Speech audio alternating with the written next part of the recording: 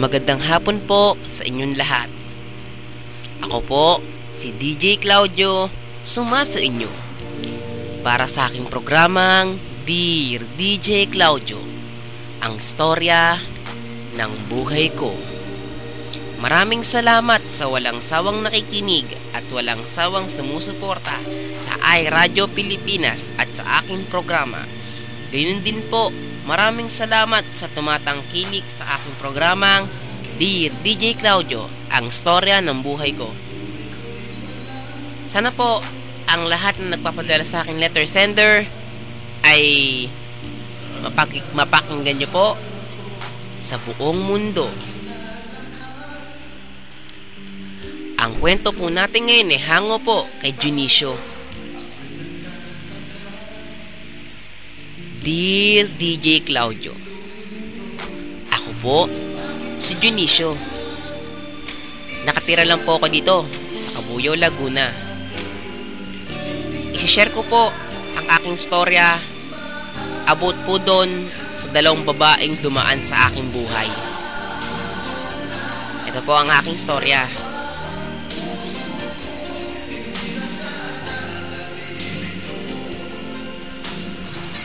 June noon, nung una nakilala ko si Keisha. Si Keisha, kung iisipin mo, magandang maganda siya. Kaya lang, yung time na yun, hindi ko siya type. Kasi, may mahal pa ako noon at di pa ako makamove on. Pero, nung tumagal, napamahal siya sa akin. Kaya naging seryoso ako sa kanya. Nung time na yon, DJ Cloud, ang saya-saya ng pagkasama namin. Pagka napupunta ako sa kanila, dala ko motor ko, masaya siya. Ngumingiti siya. Pagka dumadating ako at dala ko ang aking motor. Hanggang sa yun, kilala na ako ng parents niya. Kilala na rin ako ng mga tropa niya at pinsan niya.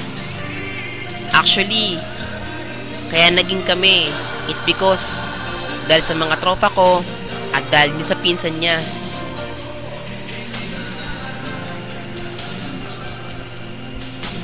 Actually noon, DJ Cloud, pagkakakilala sa akin ng mga pinsan niya, sa mga barkadahan namin, ay manluloko. Dahil kasi, sa tropa naming, si Noel.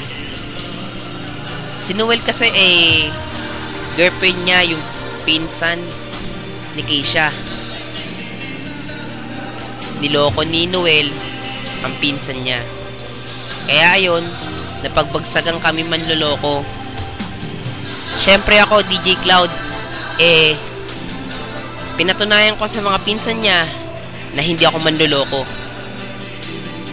So, naging kami ngayon ni Keisha at mahal na mahal ko na si Keisha.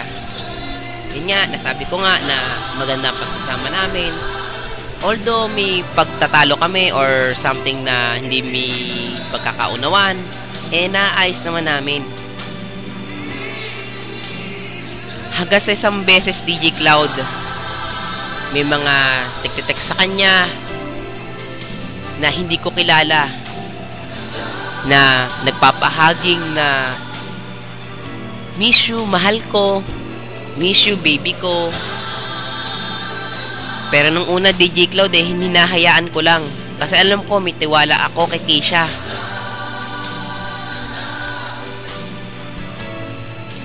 Hanggang sang yon, DJ Cloud, nahuli ko siya sa akto. Ayaw niya pa rin umamin, DJ Cloud. Nakikipaghiwalay na ako, pero ayaw na, DJ Cloud. Hindi ko nga alam nung time na yon.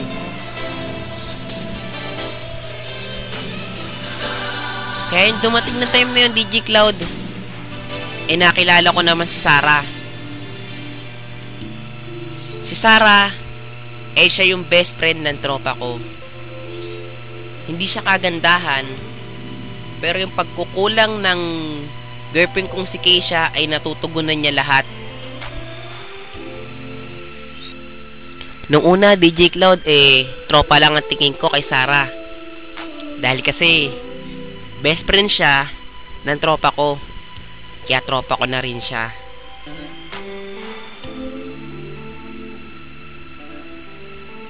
One time nun, DJ Cloud, nag-inuman kami ni Sarah. Kasama yung tropa ko at mga tropa niya. Noong time na yun, DJ Cloud, nagiinom kaming lahat.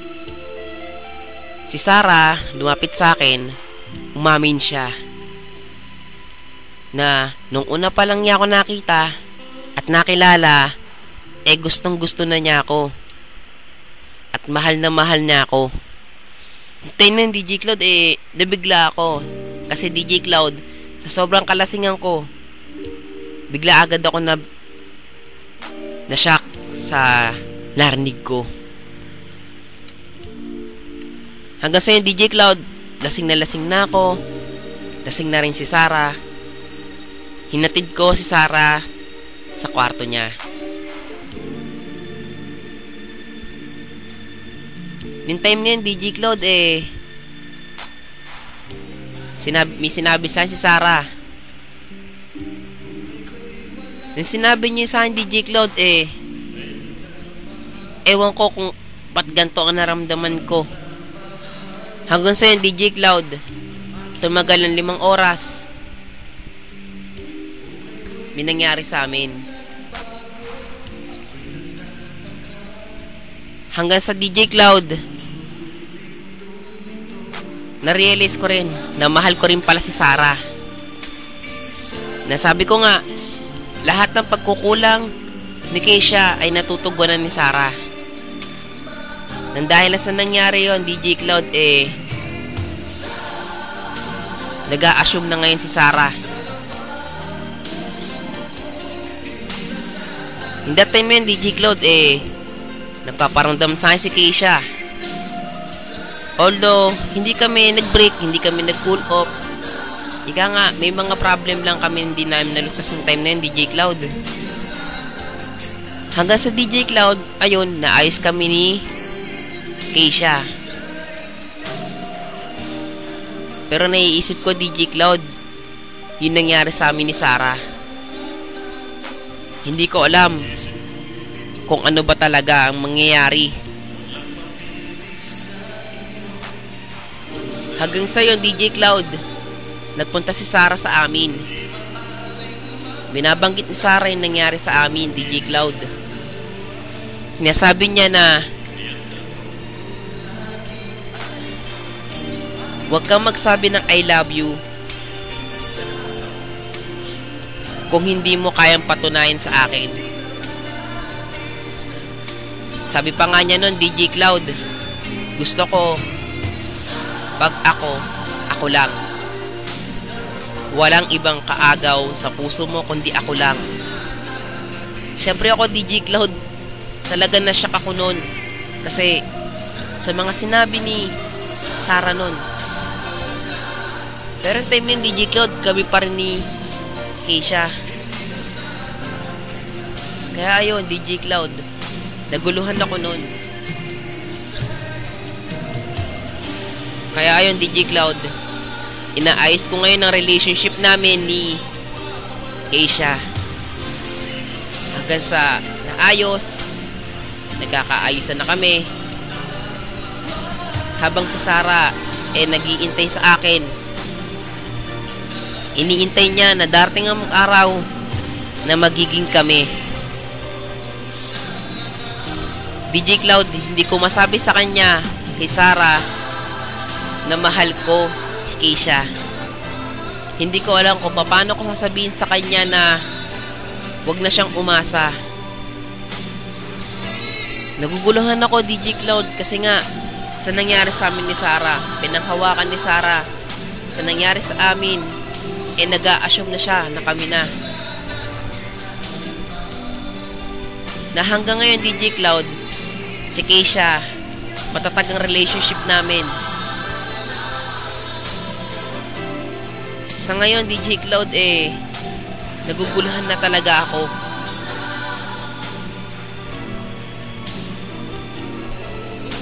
Sa ngayon nga, DJ Cloud, although ayos na kami ni Keisha, nakokonsensya ako sa ginawa ko kay Sarah. Hindi lang basta kwento lang to, DJ Cloud.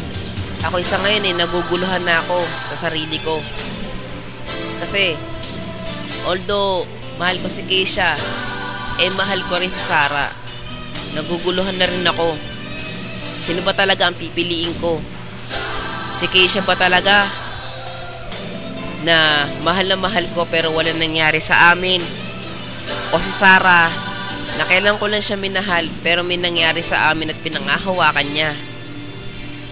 DJ Cloud, please, tulungan niyo naman ako.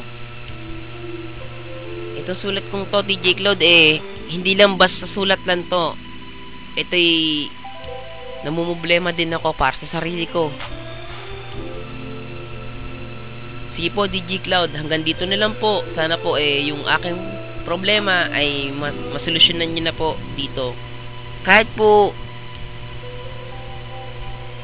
pampalubag-loob lang sa akin or pampaano lang sa loob ko, okay lang po sa akin yun. Tatanggapin ko po kung ano pong sasabihin niya po sa akin. Maraming salamat at more power sa inyong show. This coming away from the letter sender, Junicio from Cabuyao, Laguna.